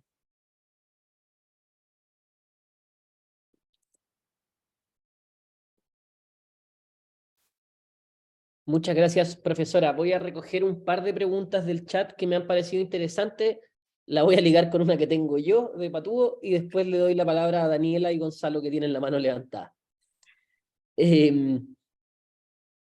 Las primeras respecto a, que están en el chat es tratando de ligarlo un poco a la experiencia en terreno como en mediciones que ha hecho la profesora en su trayectoria. ¿Qué tan fácil ha sido consensuar un valor económico para una capacidad de carga? ¿Qué proyección tiene después eso en la definición de políticas? Y cómo en la práctica se incorpora la noción de límite biofísico del planeta en la gestión, digamos, del medio ambiente. Eso como un primero. Después, yo la ligo con que considero yo que parte del éxito sostenido, digamos, y por qué no le hemos podido disputar a la economía neoclásica el espacio que ocupa, es porque se ha posicionado a partir de su instrumental matemático, sobre todo, pero de todo tipo, como la más científica de las ciencias sociales, digamos, como que tiene todo esta pretensión de objetividad. ¿Cómo puede disputar ese espacio de la economía ecológica? ¿Tiene que plegarse a este instrumental de la economía neoclásica o más bien rechazarlo? Y eso tensiona con algo que ha salido mucho en las preguntas, que es finalmente si la economía ecológica se pliega, digamos, a la incorporación de los límites biofísicos y otras nociones dentro de la forma más tradicional de hacer economía o se plantea derechamente como un nuevo paradigma. Ok, déjame ver si me acuerdo de todas. Valoración económica. Básicamente se realiza a través de cuestionarios. Entonces se le pregunta a las personas a través de cuestionarios, un survey bastante amplio. Muchas preguntas y se hacen de una manera que tú de una forma u otra puedas saber. Por ejemplo, para mí el mejor cuestionario no es solamente el deseo de pagar, pero también el deseo de aceptar, porque el deseo de pagar tiene que ver y está limitado por cuánto dinero tú ganas. Aunque tú le digas a la persona, supongamos que no tienes límites de dinero, siempre mentalmente se limitan porque cuánto tú ganas. Entonces, el deseo de aceptar es cuánto tú estarías dispuesto a aceptar para que tu agua al frente de ti esté contaminada. Eso es una forma, ¿no? Entonces, la valoración económica lo que te da es qué tan difícil es de incorporar, o sea, de incorporar esto o de tener apoyo. Es una cuestión de cuestionarios donde tú luego haces una media de, ok, esto es lo que, de acuerdo a los cuestionarios, me dijeron el valor. También puedes hacerlo con lo que se llama transferencia de valor, que es básicamente que tú, si no puedes hacer los cuestionarios, buscas cuánto fue el valor que le dieron en otro lugar y lo haces como una transferencia. Bueno, en tal sitio le dieron tanto de valor, nosotros vamos a pensar que acá es más o menos lo mismo y tú pones ahí que tú tienes como base y dices que este es el valor. ¿Cómo lo incorporas? Básicamente en una política es diferente en un sentido. Tú tienes ya un valor que no es cero. Entonces no es un análisis de costo-beneficio que te dio cero porque no tiene un costo en el mercado, no tiene un número asociado en el mercado. Entonces sí tiene un valor y a la hora de la verdad, si lo haces en un costo-beneficio, te va a dar un valor más alto de lo que quieres hacer, por ejemplo, el hotel. Pero a la hora de una política, más que nada, es la idea de cómo podemos, con ese valor que ya tenemos, que sabemos que es importante y que ese valor se puede transmitir de la forma de cualitativo a cuantitativo, y ya tenemos un valor cuantitativo, por eso un valor que normalmente se queda abajo, nunca está igual o más, siempre queda abajo de lo que debería de ser. Ya entonces, para cuestiones de políticas, la idea es, ok, el manglar es súper importante por esta y estas razones. Y si no lo incorporamos o si no lo valoramos o si no le damos la importancia necesaria, vamos a no tener playas, vamos a no tener turismo, vamos a no tener protección contra las tormentas. Vuelvo y repito, República Dominicana, donde nos pasan huracanes todos los años. Entonces, en ese momento, a la hora de, tú dices, ok, entonces necesitamos incorporar la protección de los manglares de alguna forma u otra, al mismo tiempo que permitimos que se continúe con un desarrollo económico sustentable y la construcción de hoteles que respeten la capacidad de carga de la zona. Y para capacidad de carga se hacen estudios de capacidad de carga donde te dicen, mira, tú no puedes tener un hotel aquí de más de 50 habitaciones en estos momentos, por esta y esta razón. Entonces, porque aquí hay lo que se llama un wetland, porque por aquí no puedes porque hay mucha erosión. Entonces, esta es la capacidad de carga de la zona. No puedes hacer más de esto. E incluso debes hacer menos. Y al mismo tiempo debes protegerlo con esto, esto y esto. Entonces, es una idea, estrategias de cómo tenemos todos los estudios que tengamos que tener y realizar. Cómo nos damos cuenta de que esto sí tiene un valor económico, pero más que nada tiene un valor social y tiene un valor ambiental que está ligado con lo social. Y eso es lo que afecta al final la parte económica, porque si les soy sincera, la valoración económica es un ejercicio que sí nos ayuda a darnos cuenta de que sí tiene un valor y que las personas sí le dan el valor a esos recursos, que no es como uno piensa, no les importa, sí le dan valor a los recursos, pero al final lo más importante ahí es si ese recurso no está presente, si no tenemos esto, vamos a tener este y este problema que sí va a afectar a la economía directamente. Entonces hay muchas formas en que puedes incorporarlo, ese valor. La otra pregunta que me hiciste, Santiago, es sobre lo de que la economía se volvió mucho más numérica, exacto, para convertirse en ciencia. Empezaron con lo que sería la parte estadística de la economía y los números y todo eso. ¿Y qué tendría que ser la economía ecológica? Yo, de verdad, me voy a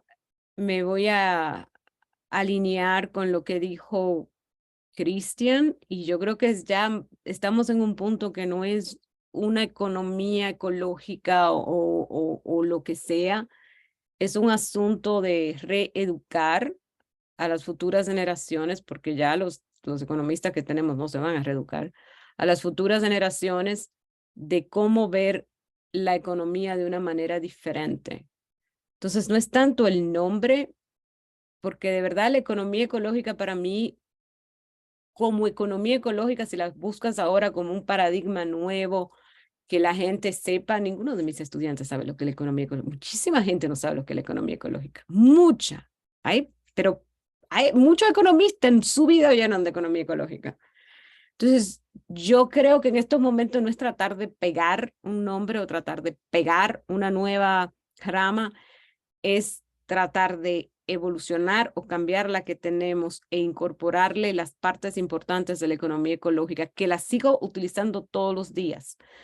El desarrollo, yo no hablo de crecimiento, yo hablo de desarrollo. Nunca hablo de crecimiento, hablo de desarrollo. Los límites de poder crecer, o sea, somos un planeta finito, la importancia de cómo por no lograr no ser sostenibles, de no haber logrado el desarrollo sostenible, tenemos los problemas que tenemos tan graves con el cambio climático. O sea, todos los principios y conceptos de la economía ecológica yo los aplico en el día de hoy, en todo lo que hago en mi carrera.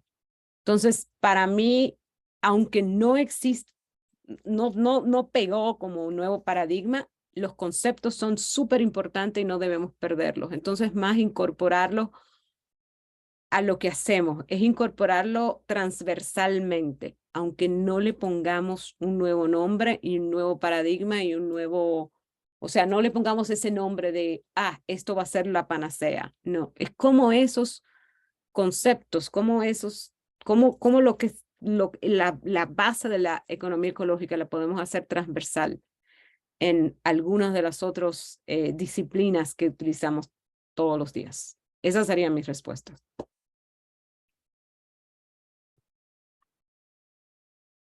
Perfecto, muchísimas gracias, profesora. Seguimos entonces con Daniela, Gonzalo y SS. ¿Sí? ¿Se escucha? Sí, escuchamos a tu pequeño hijo Ah, sí, o mi guagua, mi hija, sí. Mira, tu hija.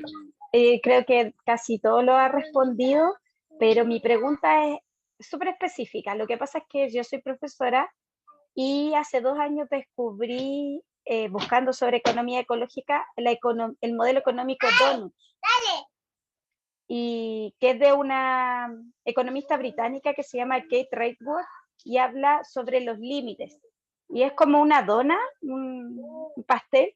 Son 2 círculos. El círculo de adentro habla sobre la base social, que son como lo que tiene que ser mínimo para el desarrollo de las personas, que es la base social, el círculo de adentro. Y el círculo de afuera son los límites planetarios. Y toma distintos ámbitos, tanto ecológicos como humanos. Entonces quería preguntarle a Carol si conoce el modelo económico que actualmente lleva un par de años siendo implementado en Países Bajos, que igual claramente es un país desarrollado. Pero quería saber eso, si conoce el modelo económico Donuts y si es así, ¿qué opina sobre esa propuesta? Eso, gracias. Gracias, Daniela. Sí, lo conozco, he oído, lo he visto en teoría, ¿no? Lo he visto en teoría, lo he leído. Me acuerda mucho la jerarquía de Maslow de necesidades, que es que no sé si la has visto, me imagino que sí, pero que también habla de esa jerarquía, esa pirámide también todo eso, cada quien le da su toque y lo representa de manera diferente y lo cambia y lo trata de poner un poquito mejor o lo trata de acercarlo más a la realidad. La jerarquía de Maslow a mí me gusta muchísimo, pero operacionalmente es bastante difícil. O sea, se ve muy bien en la pirámide y todo lo demás y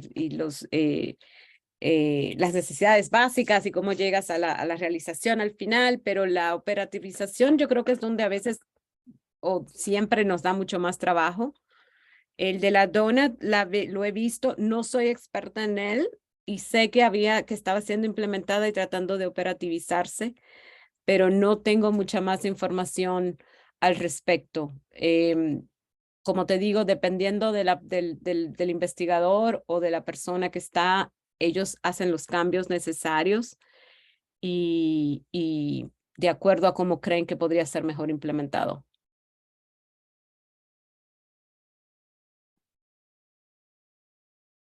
Perfecto, seguimos con Gonzalo. Muchas gracias. Hola, buenas noches. ¿Me escuchan? Sí. Ya, gracias. Sí, era un poco salir de la duda, un poco cómo se ponderaban estas encuestas para tratar de obtener el precio del valor de los servicios ecosistémicos con lo que se hace cuando se diseñan los impuestos verdes. Por ejemplo, ahí se ponderan los costos de mala calidad del aire o los efectos de la sequía por un monocultivo o el costo de los incendios.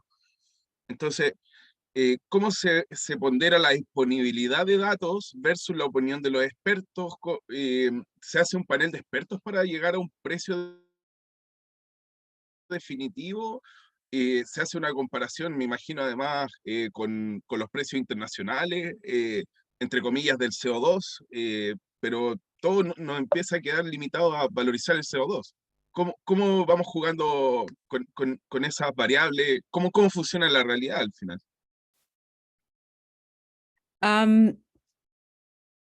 Bueno, en este caso la pregunta no es tanto una valoración económica como la estaba yo representando antes, cuando estamos hablando de mercado de carbono, básicamente, con lo que tú me estás diciendo.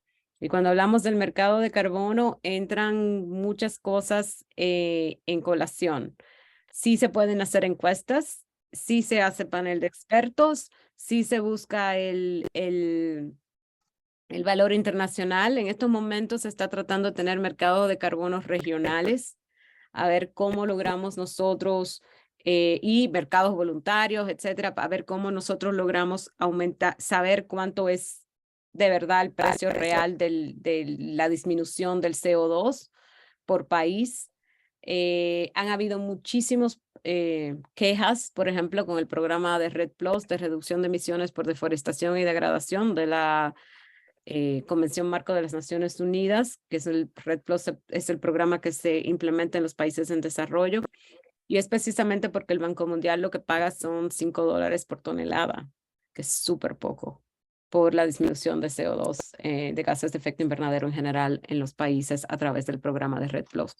Entonces, al final, cuando hacemos de mercado de carbono, se utilizan diferentes iniciativas. Hay compañías que se dedican totalmente a eso, a ver cómo lo hacen, qué precio le ponen, qué tanto cuenta las encuestas, pero que también tanto cuentan o que toman en consideración los precios internacionales, qué tanto toman en consideración lo que han hecho otros países y los paneles de expertos. O sea, es una mezcla de todo para lograr llegar. Y los paneles de expertos, no solamente de expertos en el tema, pero también de las diferentes instituciones gubernamentales. Por ejemplo, se juntan con los ministerios de finanzas, con los ministerios de ambiente, con los ministerios de planificación, porque al mismo tiempo es, ok, ¿cuánto es el valor que le vamos a dar, pero cómo lo vamos a poder operativizar? Entonces, es una mezcla de muchas formas en que lo puedes lograr. Y como te digo, cada compañía que se dedica a eso te va a dar una variación de cómo lo hacen y qué van a incluir y a qué le van a estar dando más peso. Y ahí al final también es una decisión del país y del gobierno del país a qué le da más peso para ese mercado de carbono o de la región.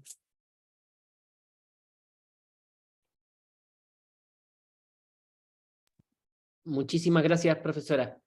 Seguimos con S y luego Camila. Hola, ¿se escucha? Sí. Hola, buenísima. Enrique, no pongo mi nombre en estas cosas usualmente. Gracias, profesora, y gracias a todos por la organización. Yo quería hacer una pregunta tal vez un poco volada, pero lo que me queda de lo que vimos ahora es que la economía ecológica hace este esfuerzo contra la economía tradicional de agregar esta idea de que, oye, hay límites planetarios, hay un costo marginal a lo que tú estás consumiendo en costo de oportunidad. Pero a mí lo que me pasa, y creo que siento que es como el medio del asunto, ¿por qué no logramos resolver estas cosas? Que al final del día la economía se basa, más que en necesidades, se basa en deseos, que no es algo muy loco decir, pero hace mucho tiempo con los deseos están completamente separados de lo que son como realmente necesidades. Y el capitalismo tradicional es ciego a esto. El capitalismo, comprarse un kilo de porotos o comprarse un ticket a viajar al espacio, todo como que suma el PIB. Y mi pregunta era si es que hay alguna forma dentro de la economía ecológica, otra disciplina o lo que sea, que usted haya escuchado, profesora, de poder un poco empezar a cuestionar esto, que en el fondo no hay un planeta lo suficientemente grande para que tratemos a todos los deseos de manera igual, si hay una forma de interiorizar que al final del día los humanos podemos querer muchas cosas y nuestra tecnología nos permite como estar muy separados de los límites planetarios y que somos al final del día planetariamente ciegos. No, un ser humano que si no tiene la educación necesaria, no entiende la diferencia entre ir a un lugar a otro a caballo, en bicicleta, en automóvil, en jet privado, y si es que hay formas de atender a esa parte de la ecuación, que creo que también es como uno de los problemas bien grandes que tiene el capitalismo a la hora de tratar de limitarse a sí mismo. Esa es, voy a decir, esa es la pregunta del millón, ¿no? Sí, tienes toda la razón. ¿Cómo lo podemos lograr?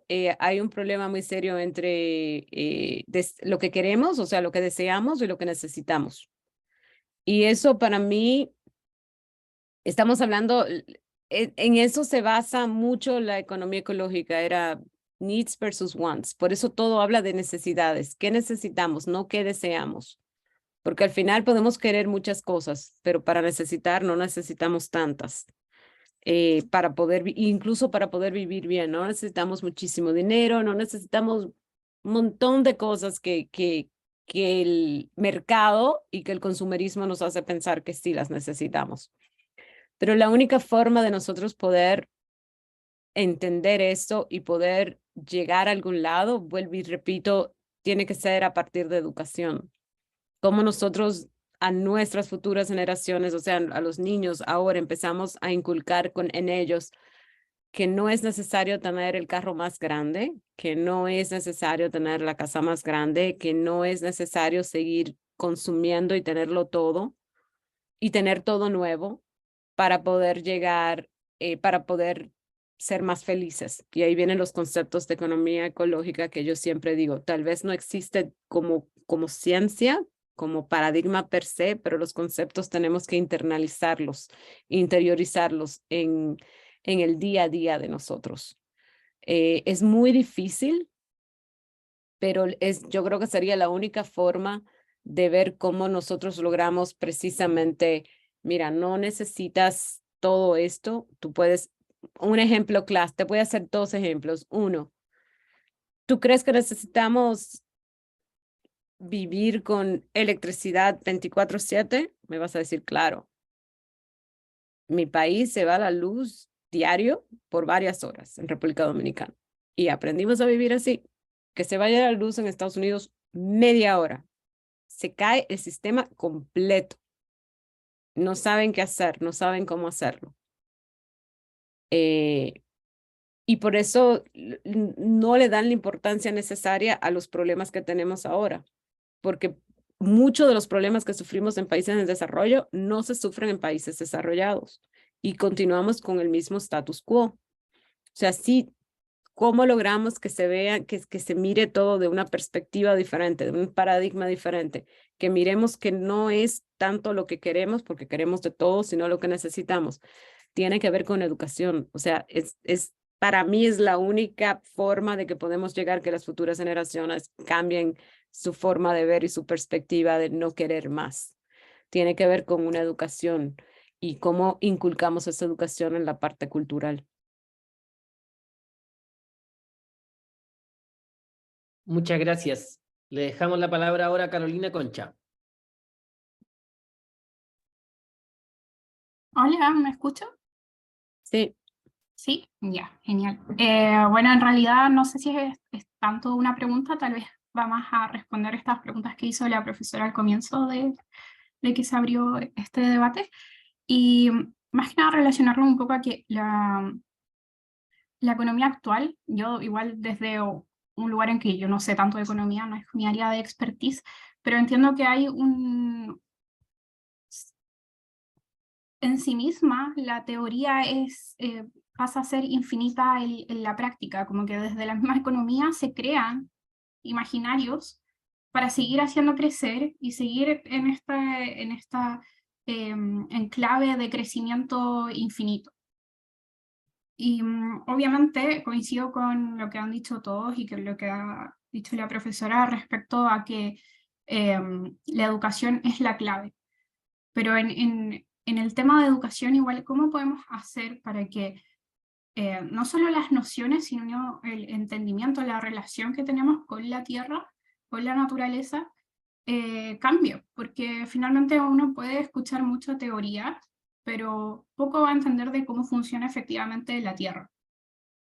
Entonces, tal vez más que la educación formal, que es un sistema que está igual muy arraigado en lo clásico, tal vez hay que buscar formas de educación distintas, que sean, que realmente inciten a que se genere este cambio en cómo percibimos lo que realmente necesitamos. No sé si se entiende mi idea. Totalmente de acuerdo y muchísimas gracias, sí. Camila.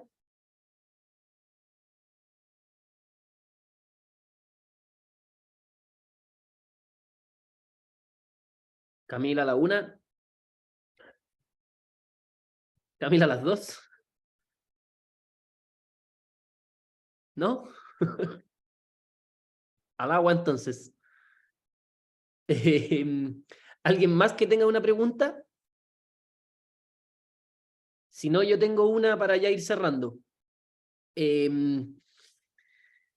A lo largo de toda la exposición me parece que la profesora coqueteó, pero fue explícita en no adentrarse con la noción de decrecimiento. Evidentemente uno puede avanzar desde lo redistributivo, por supuesto, pero también vemos que en las mediciones de límites planetarios estamos pasados en 5 de 9, si no me equivoco. Entonces, ¿es necesario decrecer? Sí, no. Si lo fuera, ¿cómo se aplacan las dificultades políticas que tiene esa noción? ¿Cómo se marketea mejor, digamos, para que no suene a lo que suena? O sea, en el caso chileno se alcanzó a plantear muy al comienzo, no quedó en el borrador de constitución ni mucho menos, pero se alcanzó a mencionar como una idea al aire por un grupo de ex constituyentes, y la idea pero prendió fuego en la opinión pública. Entonces, ¿cómo introducir esto considerando sus complejidades políticas? Oye, Santiago, tú la pones difícil, pero trataré de contestarte. Es una pregunta excelente y es una pregunta donde yo también tengo mis dudas de cómo utilizarla, porque la palabra crecimiento puede llevar a todo lo otro, ¿no? Pero cuando yo me refiero a crecimiento, yo siempre estoy pensando te voy a ser sincera, cuando yo me refiero a crecimiento y que hay países que todavía necesitan tener cierto crecimiento, yo estoy pensando en países o en zonas muy, muy, muy pobres, normalmente en el continente africano, donde hay áreas muy pobres, muy necesitadas, que sí necesitan tener cierto nivel de crecimiento todavía antes de llegar a un punto, y ese punto es donde es la clave, ¿no?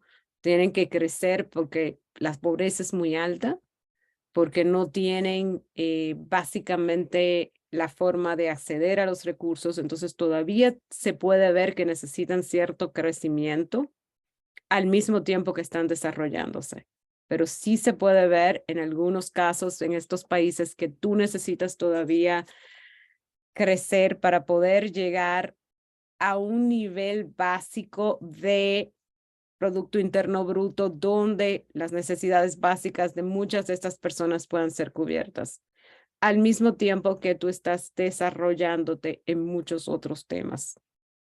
No sé si eso contesta un poco tu pregunta. Es difícil y hay un umbral, o sea, hay lo que se llama un threshold donde tú dices, ok, ya cuándo no, cuándo sí. Y para mí tiene que ver con las necesidades básicas. Es súper, o sea, es primordial que esas necesidades básicas estén cubiertas para todos de una manera equitativa. Y muchas veces para eso, repito, sí necesitas crecer un poco, sí necesitas aumentar ese Producto Interno Bruto, pero pensando también en la perspectiva de que te estás desarrollando sosteniblemente, de que estás utilizando prácticas de agricultura sostenibles, de que la calidad de la educación es lo más importante, no cuántas escuelas haces, que muchas veces pasa eso, o hay un aumento del número de escuelas, ¿y la educación qué? Porque no hacemos nada con 1.500 escuelas si la educación no es buena, absolutamente nada. Entonces, ahí es donde viene ese valorar hasta qué punto necesitas crecer para tú entonces poder tener todo ese nivel equitativo, o por lo menos tratar de llegar a ese nivel de poder presentar o poder dar acceso a todas estas personas que no tienen esos niveles, necesidades básicas cubiertas, ese acceso, y luego entonces al mismo tiempo, pero después de ahí también más continuar con lo que sería un desarrollo, que es aumentar la calidad, no en este caso la cantidad. pero hay casos de pobreza y hay casos de países que todavía necesitan un aumento de la cantidad hasta cierto nivel. Esa es mi respuesta a eso. Perfecto. Tenemos espacio para una pregunta más, pero si no la hubiera, al menos yo no me voy con la sensación de que hubiese faltado. Camila, última oportunidad, si no, déjala por escrito. Y ahora sí me escuchan, es que no voy a Sí. activar el micrófono. Ahora te Disculpen. escuchamos bien y claro. Sí, lo que pasa es que yo quería, o sea, es más una crítica al sistema de compensación y a los bonos de carbono, porque, por ejemplo, los sistemas regulados y tanto los otros sistemas como Verra o como Gold Standard señalan que para poder emitir bonos de carbono, lo que importa es hacerle daño al medio ambiente para poder reforestar.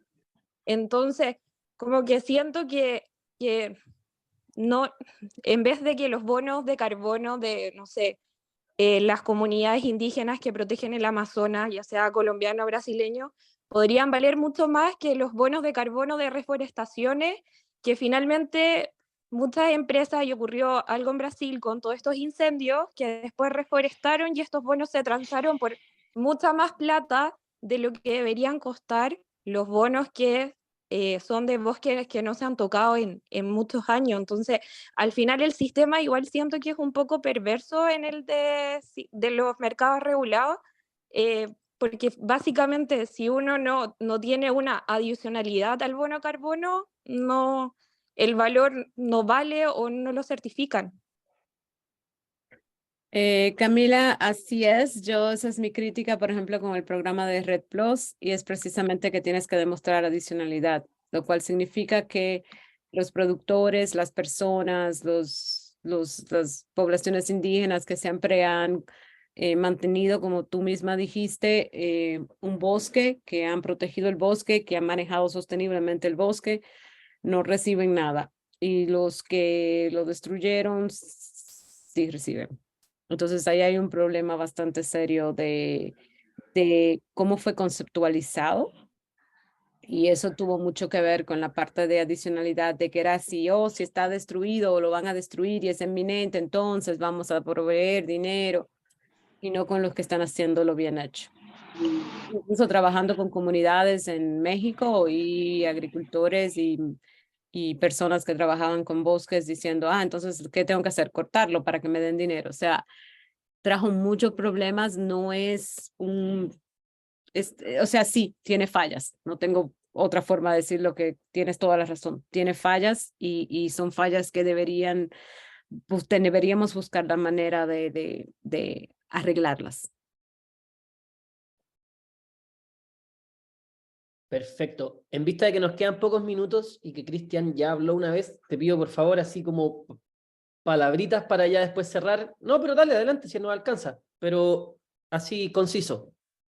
Sí, es que quería aprovechar lo que recién habían hablado sobre el tema del mercado de carbono. A mí en Brasil me toca trabajar en ese justamente rubro. Y ahí hay que dejar muy en claro, porque este puede ser un tema perverso, como planteaba anteriormente, creo que era Camila la que decía, el mercado de carbono debería actuar solo y cuando no se pudiera lograr ninguna de las otras prácticas primarias antes de llegar a la compensación. O sea, estoy hablando prevención, mitigación, todo ese proceso. El mercado de carbono solo debería actuar cuando no se pudo lograr ninguna de las anteriores y es el último recurso que queda. Y cuando eso se entiende, se logra hacer una buena conjunción de la variable de cuál es el valor real de ese bono carbono. Y el segundo elemento que también es importante, hay que diferenciar entre secuestro de carbono y captura de carbono. Porque mucha gente, y esto tiene que ver con un tema también de desinformación a veces, los bosques añosos, los bosques viejos, no son los mejores amigos del mercado de carbono. ¿Por qué? Porque mientras más viejo sea el árbol, menos capacidad de captura de carbono tiene ese árbol. Y por eso que en algunos casos, y aquí puede venir lo perverso, a algunas personas va a ser mucho más rentable cortar ese bosque antiguo y colocar un bosque nuevo, porque ese va a tener mejor valor, porque va a capturar mayor cantidad de carbono al ser más pequeño el árbol, y para crecer necesita mucho más captura de carbono y por eso que puede ser perverso. Entonces hay que tener mucho cuidado con la diferenciación entre secuestro y captura de carbono y también la lógica de las variables, ¿por qué se está entendiendo? Porque cada árbol tiene diferentes niveles de captura. Un árbol perenne tiene captura de carbono mucho mayor que un árbol caduco, por ejemplo, y muchos otros elementos técnicos que tienen que ver con cómo funciona la fisiología vegetal. Pero hay que tener mucho cuidado con eso y también el tema del captura de carbono, secuestro de carbono. Cada vez que tú cortas un árbol y que el mismo dueño después termina plantando un árbol, él tiene que ser restado de su captura de carbono en el bosque nuevo de lo que él generó al cortar el bosque anterior, porque cuando uno corta un árbol libera carbono. Y ese carbono debería ser descontado si el mismo dueño, la misma persona que hace después la plantación y presenta un proyecto de captura de carbono, para evitar esa mala utilización de justamente ese mercado. Estoy de acuerdo contigo, Cristian, también depende de la especie del árbol, porque tengo colegas trabajando en esto y como dijiste, la fisiología vegetal, o sea, hay un montón de detalles que hay que tomar en cuenta. Sobre lo que dijiste de que hay que incluir, por ejemplo, que si alguien cortó un árbol y el carbono que fue, el CO2 que fue suelto también, pero ahí viene un problema muy serio y en Brasil tú sabes que es así de monitoreo. ¿Quién está monitoreando eso en medio del Amazonas? Tú sabes que no tenemos a nadie ahí, porque mi esposo trabaja en el Amazonas en pesquería y me dice que por eso se usa el manejo comunitario, porque no va nadie a resolver nada en muchos lugares del Amazonas porque no tienen gente para hacerlo. Entonces, tú tienes que tener un sistema de consecuencia, tú tienes que tener un monitoreo activo, tú tienes que tener forma de poder medir todo eso y estar atento a todo eso. Y para eso tú puedes utilizar a veces el LIDAR, o puedes utilizar radar, sabes, todo sensores remotos, pero tampoco tú necesitas a alguien, a una persona que lo haga. Entonces tenemos montones de brechas y cosas que tenemos que ajustar en ese sistema. Pero ¿quién tiene también el financiamiento para tú pagarle a que hagan ese monitoreo? Porque los países nosotros no lo tenemos. O sea, hay muchas cosas que tenemos que tomar en cuenta, de acuerdo con todo lo que dijiste, pero a la hora de operativizar todo eso, ¿cómo lo logramos? Y eso es uno de los problemas más grandes. Y esa cuantificación que deberíamos de tenerla, nuestros gobiernos no tienen para pagarla. Entonces dependemos de dinero de fuera, que no nos lo están dando, como sabemos, porque ese dinero para todo lo que tenga que ver con cambio climático, quieren que nosotros reduzcamos nuestras emisiones, pero ellos nos están dando lo que nos tienen que dar para nosotros poder hacer lo que tenemos que hacer, cuando tienen la responsabilidad histórica. O sea, es un hoyo negro. Veremos si las últimas noticias de la última COP respecto de compensación y daños permite avanzar en algo de eso. El artículo 6 está medio parado, pero trataré de... Sí. Trataré Eso no hay mucha esperanza en eso. Disculpen, yo trabajo con gente de Climate Reality y de la COP, y no hay mucho avance en eso. Bueno, siendo entonces las 19:55, no sé si el grado de participación del público es indicador absoluto de éxito de la clase, pero si lo fuera, acabamos de tener una clase exitosísima. Así que les agradezco a todos su participación, pero muy especialmente a la profesora por darse el tiempo, la paciencia y por iluminar muchas de las discusiones. Así que aplauso virtual para ella. Estamos muy contentos de que nos haya podido acompañar y esperamos tenerla en una próxima oportunidad. Más que nada para agradecerles a ustedes por todo. Me encantaron las preguntas y me alegro de que hayan habido preguntas, que es súper importante. Entonces, mi email, mi correo lo tiene Santiago. Si necesitan comunicarse conmigo, si quieren comunicarse conmigo, quieren dar seguimiento, me dejan saber, me escriben un correo y yo encantadísima de seguir en contacto con ustedes. Muchísimas gracias, profesora, y agradecemos a todos y todos los participantes. Muchas gracias. Y recuerden Gracias. llenar su asistencia en el link que envió Antonia al chat.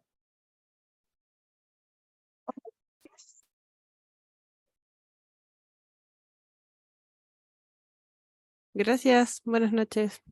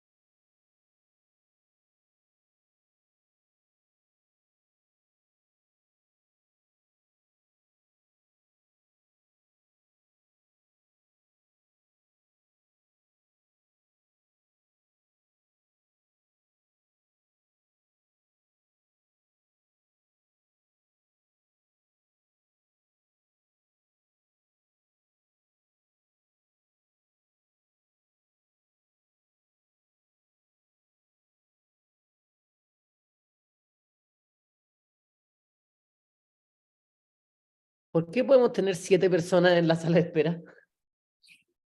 Soy yo poniéndolos en la sala de espera. Pero si los echáis, ¿qué pasa? Es que entiendo que si echáis a alguien, después no puede entrar de nuevo. No sé si eso Ah, aplica.